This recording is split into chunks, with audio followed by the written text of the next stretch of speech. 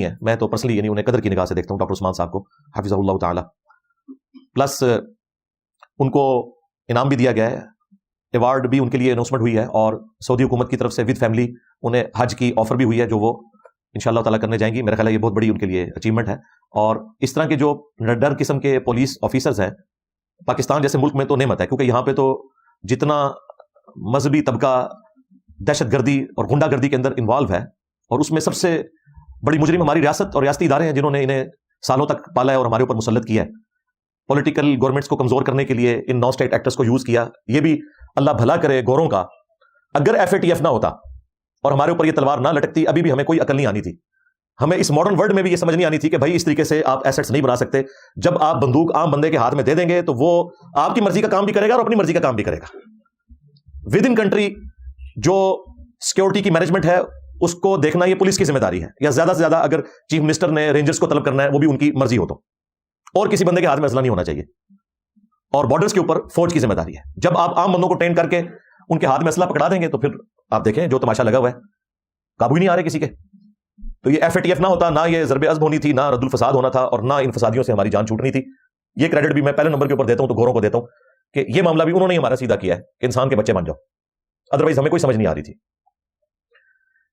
علمی point number 3, اس کے بعد اگر میں کریڈٹ دوں کسی کو, یعنی وہ جو لڑکا ہے جانسن, اس کے بعد ہمارا جو پولیس کا ڈپارٹمنٹ اور اس میں بھی جو ASP صاحب ہیں, ان کے بعد اگر کریڈٹ کسی کو دینا چاہیے تو وہ دو جو علماء حضرات میں سے تھے, ایک وہابی فرقے سے اہل حدیث سے ایک عالم دین, اور ایک TLP کے نمائندہ عالم دین, جو کہ پولیس کے وہاں پہنچنے سے پہلے آ چکے تھے. اگرچہ انہیں بلایا تو اس چکر میں گیا تھا کہ وہ دیکھیں کہ اس کے اوپر لکھا کیا ہوا ہے. اندازہ کریں یہ اسلامی جمہوریہ پاکستان ہے اور مذہبی لوگوں نے اس عورت کو روکا ہوا ہے, اور کسی کو یہ پتا نہیں ہے کہ یہ حلوہ ورڈ جو لکھا ہے اس کا مطلب کیا ہے. حلوہ کھاتے بھی ہیں اور کھلاتے بھی ہیں.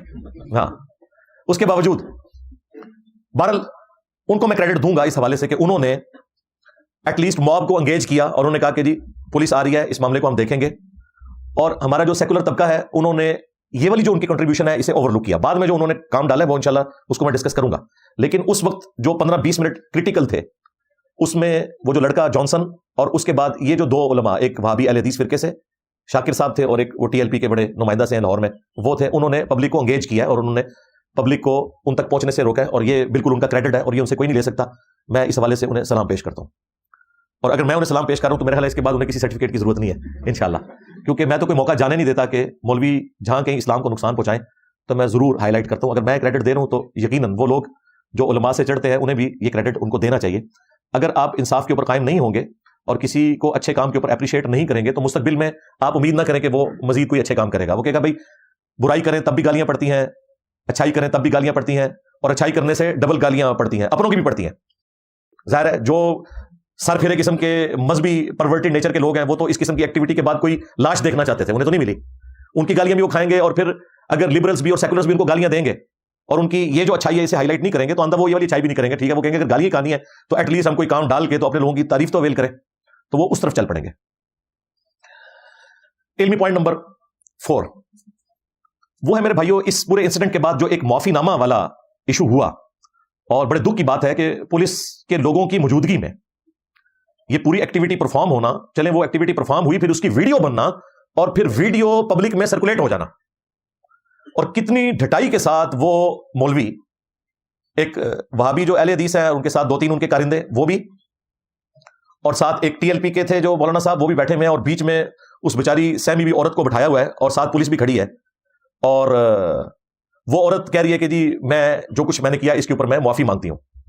اندازہ کریں, یعنی اگر اس نے کچھ نہیں بھی کیا ہوا, جو یقیناً نہیں کیا, کوئی گستاخی والا ایلیمنٹ تو ہے نہیں اس کے اندر, اسے پکا کر دیا کہ اس نے گستاخی کی ہے, تو میرے بھائی آپ نے تو عوام کو یہ پڑھایا ہوا ہے کہ گستاخ رسول کی ایک ہی سزا سرطن سے جدا, اور آپ تو 295C میں یہ شک بھی ایڈ نہیں کروا سکے کہ اگر کوئی شخص معافی مانگ لے تو اس کی معافی قبول ہے. آپ تو کہتے ہیں گستاخوں کی معافی بھی قبول نہیں ہے, دنیا سے انہیں جنت میں پہنچایا جائے گا, آخرت میں اللہ اور اس بندے کا معاملہ ہے دنیا سے تو ہم اسے نکال دیں گے. تو آپ کی ڈاکٹرن کے اندر تو یہ جو آپ نے مسئلہ کھڑا کیا ہے کہ اس سے معافی منگوائی ہے, یہ تو آپ نے اس کو ولنریبل کر دیا کہ واقعی اس سے کوئی گستاخی ہو گئی تھی.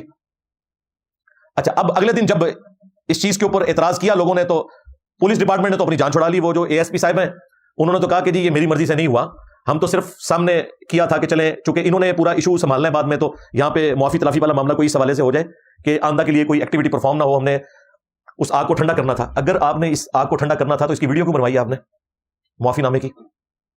یہ تو آپ آگ کے اوپر تیل ڈال رہے ہیں. اور اگر کوئی ویڈیو بنانی بھی تھی تو معافی کے لفظ کے بغیر بناتے. معافی کا تو مطلب ہے کہ اس نے جرم کیا, اور جرم تو انہوں نے کیا جنہوں نے معافی منگوائی ہے اسے, اور ان کی اتنی جرت نہیں ہوئی. اب بعد میں وہ انٹرویو دیتے پھر رہے ہیں کہ جی ہمیں بڑی غلطی کا احساس ہے کہ اس وقت ہمیں, بلکہ ایک تو مولوی کہہ رہا ہے کہ میں نے تو اس سسٹر کے کان میں بھی کہا کہ مجھ سے اس حوالے سے ہمیں معاف کر دینا بہن, ہم آپ سے معافی مانگتے ہیں. ویڈیو میں نہیں. دیکھیں کتنے منافق ہیں یہ لوگ, ڈرتے ہیں اپنی پبلک سے, اس لیے اس قسم کی بات ویڈیو میں نہیں کی. ان کی ماں بہنوں کو اس طریقے سے بٹھا کے کوئی جعلی الزام لگا کے معافی دلوائے تو ان مولویوں کے اوپر کیا گزرے گی؟ شرم بھی نہیں آتی ان کو. اور انہیں جو ہے نا اسلام خطرے میں نظر آ جاتا ہے اس حوالے سے. اگر ان لوگوں کی سیریسنس ہوتی نا کوئی گستاخی کے اوپر, یہ تو کوئی گستاخی نہیں تھی, وہ تو اس کے اوپر کچھ نہیں لکھا ہوا تھا. جہاں سراتن گستاخی ہوتی رہی ہے, یہ سارے کے سارے مولوی, یہ سارے کے سارے ریاستی ادارے گونگے شیطان بنے رہے ہیں, بلکہ انہوں نے ایڈ فیول ٹو فائر کیا ہے ضیاء الحق ڈکٹیٹر کے دور کے اندر, جب ٹوائلٹس کے اندر شیعہ کافر کے نعرے لکھے جاتے تھے. آج بھی ہزاروں ٹوائلٹس پاکستان میں موجود ہیں جن میں شیعہ کافر لکھا ہوا ہے. ان بے شرموں کو شرم نہیں آئی ہے کہ شیعہ قرآن کا لفظ ہے؟ وَإِنَّ مِن شِيعَتِهِ لَإِبْرَاهِيمَ, اور بے شک نوح کے شیعہ میں سے ابراہیم بھی تھے, یعنی ان کی جماعت کے لوگ.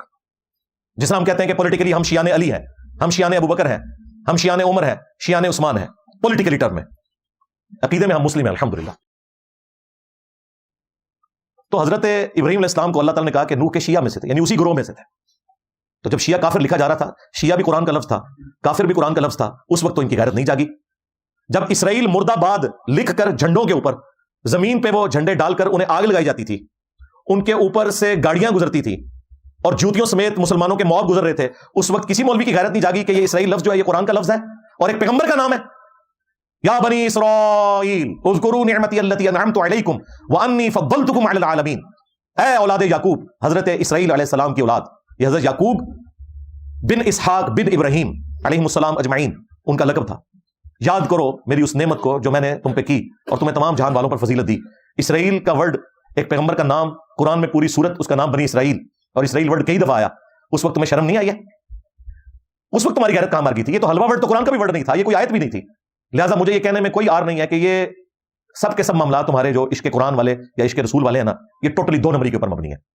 تمہاری یہ فرقہ وارانہ ایک سوچ ہوتی ہے جسے تم ہوا دیتے ہو. باقی اگر تم اس کاز کے ساتھ مخلص ہو, چلو ابھی مجھے جھوٹا کر دو, اپنے مولویوں سے کہلواؤ, نمائندہ علماء سے, کہ جو ہم شیعہ کافر کے نعرے لگواتے رہے اور ٹوائلٹس میں لکھواتے رہے یا ہمارے لوگوں نے لکھے, سب کے سب توہین قرآن کے مرتکب ہیں. لگواؤ ساروں کے اوپر 295C. میں دیکھتا ہوں تم لوگ اپنے گھروں سے بھی نہیں نکل سکو گے. تمہاری جرت نہیں ہے بات کر جو, تو چھوڑ دو, یہ دھوکہ دینا چھوڑ دو. عوام کو کافی بٹ تم لوگوں نے بنا لیا.